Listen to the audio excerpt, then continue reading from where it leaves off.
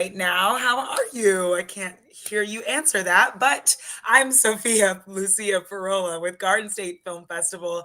This year, from March 21st through March 24th, you can come check out the 22nd annual Garden State Film Festival back in Asbury Park, New Jersey and Cranford, New Jersey.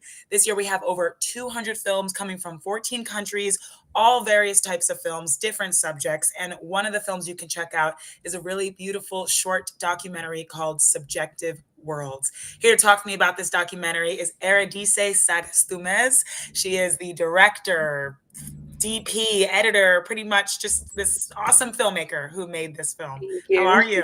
I'm good today. How are you? Good. I'm doing well. Did I say your name correctly? Yes, you did. Yes. Yes. Okay. Thank you for teaching me before we came on how to Of say it right. course. Such a beautiful name. Congratulations on making Subjective Worlds and getting accepted into Garden State Film Festival. Thank you. It's an honor, honestly. It's it's an honor to have this film screening here. It's really important and beautiful, and I'm just excited to talk to you about it. But before we get into it, can you just tell us a little bit about yourself? Yeah, so I'm first generation. I'm Mexican Guatemalan. So my mom's Guatemalan, mostly what the film's about. And my dad's Mexican. I speak fluent Spanish. That's the whole reason the film's in Spanish for my mom, so everyone and most of my family can understand Love it. And we can all understand it too because we have subtitles in the film, it. and maybe we can learn a little Spanish while we're at it. And what's the film about? So the film, I really made it to kind of show everyone to get rid of this like negative stigma around immigrants that immigrants just want to come to America, take all the jobs and all the monies, and I really don't like that stanza because my mom fought so hard to be here to give like me, my siblings a better life. So I really don't like that stanza, and I wanted to show people the reality that people want to glamorize third world countries so much where it really isn't too much, especially from my mom's hometown. I go there a lot. Like it's Mhm. not all this cool like TV type thing that everyone sees. Right. So, I mean, how did this all come about? I know that this was a high school film, and Yes. you're still in high school, which is just amazing. Was this like a school project? Does this have anything to do with high school? How did this come together? So I go to East Brunswick Magnet School. I'm enrolled in their digital film program. So our teacher, Louis Libert, teaches us on a very undergraduate level. So every year we come up with our own concepts and we spend the whole year making them. Mm, This one, I recorded the whole thing over the summer. One of my bigger inspirations was my junior at the time, Maya. So she has a similar documentary about where she was from, and it really sparked it with me because I know I also have a story from where I come from. mm. Beautiful. Shout out to this school and Lewis because you're the second student I've Yes. talked to that went to the school, made a great film, and shout out Lewis. So you guys are doing it right over there. I love it. Great content coming from you guys.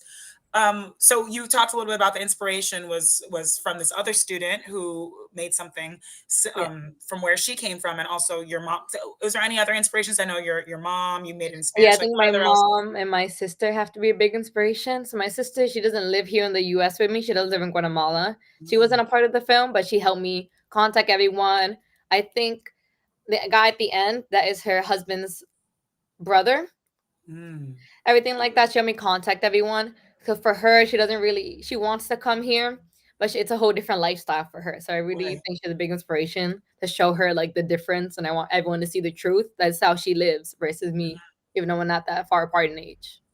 Wow. So she helped you contact these people because that was one of my questions about the people we see you interviewed. It kind of seemed so relaxed and organic that you just kind of like met them on the street and started talking to. But there was a lot of planning, So it pre-planning? was somewhat planning. So I had 2 months in the with. I spent 2 months with her in Guatemala. So I kind of do that every summer. One of the ladies was her neighbor. Most people on the street, I came up to them and I asked them, "Hey, would you like to have an interview with me, talking about immigration and stuff, and if they wanted to move?" And then they sat down with me, brought me into their homes as well to do it. Wow. What was this experience like for you? I know you say you go there a lot, but have you ever experienced Guatemala like you did when you were making Subjective Worlds? So not like this. So usually when I'm with Guatemala, I'm just with my family, just my sister. This part was very difficult for me because I did have to go out there to speak to people I didn't know and ask them questions in a professional manner, especially speaking in Spanish. So Spanish is my first language, but I primarily speak English. So coming up with words to make sense to them in Spanish to sound Mhm. right. Also my accent, because I always want to make sure my accent sounds right in Spanish. So I was trying extra hard just when I was speaking to everyone, stuff like that. Yeah. So that's one of the challenges I'm sure you faced, but you were, I mean, you were a director, you filmed this, you edited this, you're traveling, speaking to all these strangers, making a film. What are some other challenges that you overcame making this film? I think I also had to be thinking ahead. So when I was filming everything, I still had to wait like a whole month before I could start editing it together.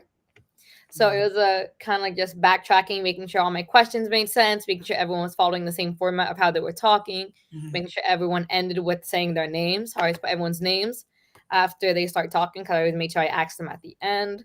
And I think a lot of it was editing as well, because I think the ship film isn't too long itself, but the guy alone, his conversation, I think was over 20 minutes. So Wow. it really was picking out the best parts that I wanted everyone to see the most. Would you say, what would you say like the hardest how it was to, where was it editing was the most difficult I part of think the it would process? have to be editing, because Mm, I wasn't able to like see at the moment what was gonna happen or what was gonna look good. And I couldn't like go back and refilm anything. right. Wow. I think that had to Um, be the hardest. yeah. How long did it take? So you said you were there for about 2 months, but how long was filming exactly? Filming, I think it was a month. I try to do almost one every day. So I was kind of late with filming because I told my sister late. I was kind Mm, of finding people as we were going around. I think it took a week, 2 weeks just finding the people. Like my sister's brother, he was just really busy. So mm. finding him was kind of difficult, but we were able to sit down for a bit and have a conversation. And how long did editing take? Editing, I think it took a few months. Our school year starts in September and I finished around March. Okay, wow. And I mean, I'm sure, was this the first film that you've like directed?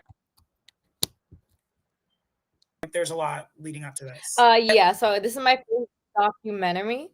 This is my first documentary I've edited and filmed, but I have made a few narratives and experimentals, pictures of places in the past, like my sophomore and freshman year. So this was different than other work you've Yeah, made so before. this is my first time doing a documentary. How does it feel? Honestly, it feels so great to get the recognition and Uh-huh. everything. I feel like I tried very hard with this piece. It has a really great message that's important to me that I wanted everyone to share. So I'm glad I'm able to share it with everyone.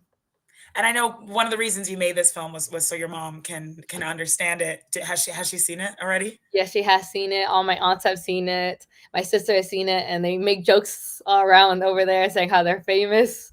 Oh yeah. So I mean, how does everyone feel kind of being represented and talking about sharing the subject of immigration and showing their world? Honestly, I think everyone likes it. And I think Mm, everyone really enjoys the fact that someone's speaking about it. Because yeah. I think it's like this fake stigma that everyone thinks of it very negatively, but it's not a bad place to live. And some people Mm, enjoy it. And it's like the truth that this is their home country. And I think they're really proud of it. right. I always think it's so interesting, like when you direct a documentary, because I know directing a narrative film is you use some of the same techniques, but it's Yeah. so different. So what kind of went into how do you direct a documentary specifically? How did you direct Subjective Worlds? What went into directing this? So before I met with everyone, I was kind of planning out my questions, like who I Okay. was gonna ask. I wanted about 4 to 5 people because that's also important that I had enough people to make it a variety of people talking. So I had to Mm, write down my questions in English, and then I had to translate them into Spanish to make sure the grammar was right. mm, So I didn't wasn't just speaking off the top of my head and stuttering and stumbling. That way the interview sounded clear. So I mhm, had written everything down. I had everyone write down the names for me after the interviews to make sure I spelled it right for the credits. That was mm. another thing. It's not like a regular Abigail or anything you can kind of spell based on Yeah. your head. So I made sure I put everyone's names down. The audio I also had to make sure was clear. So there's a lot of motorcycles in Guatemala, so it's more common to see motorcycles than cars. So it's a Mhm. lot of like engines from the motorcycles running. So usually it was just waiting for those sounds to pass and then continue them talking.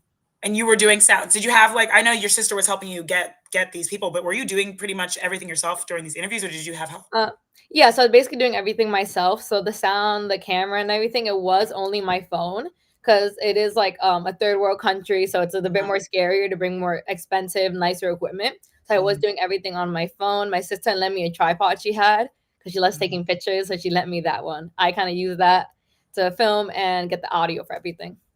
Wow. It's so I mean, how do you must be so proud of yourself. That's like such a big task to take on, and you did it successfully.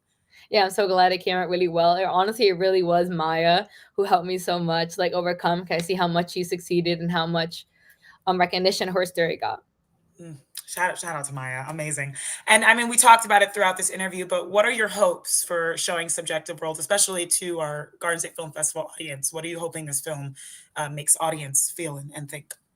I hope everyone takes it the way it's meant to be, which is to show you the real world and to show that just what people see on TV is not what's actually happening. That there are people outside of the US and we're not the only place that exists.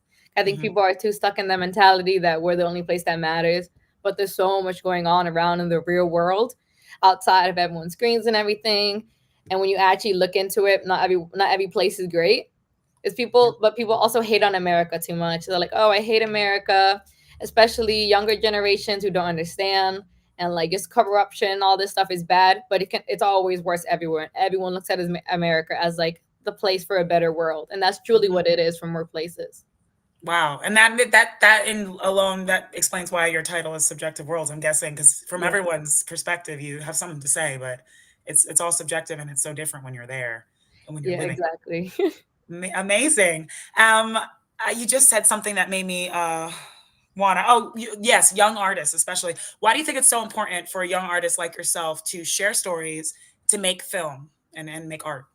I think it's important to make art just like to express yourself, and Mm, also because what you say matters. I right. think if we have a bunch of older people always telling stories, we never have new, fresh ideas. So even I see even with the younger generation of filmmakers, like our freshmen, sophomore, the mentality, the energy, the creativity they have, I feel like it just helps film in general grow. Seeing Yeah. so many people and so many ideas. I couldn't agree more. I'm so happy. Lewis is just, really getting these amazing artists to come out and send it to Garden State Film Festival. Is that how did you hear about this festival? Yeah, so it was Lewis Livitz. He did help me a lot with setting up my interview as well as sending all my films out. He sent it out to multiple already. So this is Um, one of the many that he sent to, and I'm so glad that I was able to get accepted here. yeah, and will you be at Garden State Film Festival this year to watch Yes, this? I will be. I will be on Sunday. First time you've ever been there? Have you ever been to this festival Yes, before? it'll give me our first time. Well, I am so excited for you to come see your film on the big screen, as well as watch all these other young artists' films. Let me tell everyone watching how you can see Subjective Worlds and see other great films. It will be playing Sunday, March 24th. The film block starts at 9:15 at Berkeley Hotel. Definitely come check it out. Get your tickets at www.gsff.org/tickets. You can find tickets to any screenings on there, a very popular Parkway Pass, as well as other tickets to events like our Friday Night Gala. There's a bunch of good stuff. Definitely check out our website. Eridise, thank you again for making Subjective Worlds and talking to us about this film. Congratulations. Okay, thank you so much. Yeah, I'll see you at the festival. Yes, I will see you too. Bye. Bye.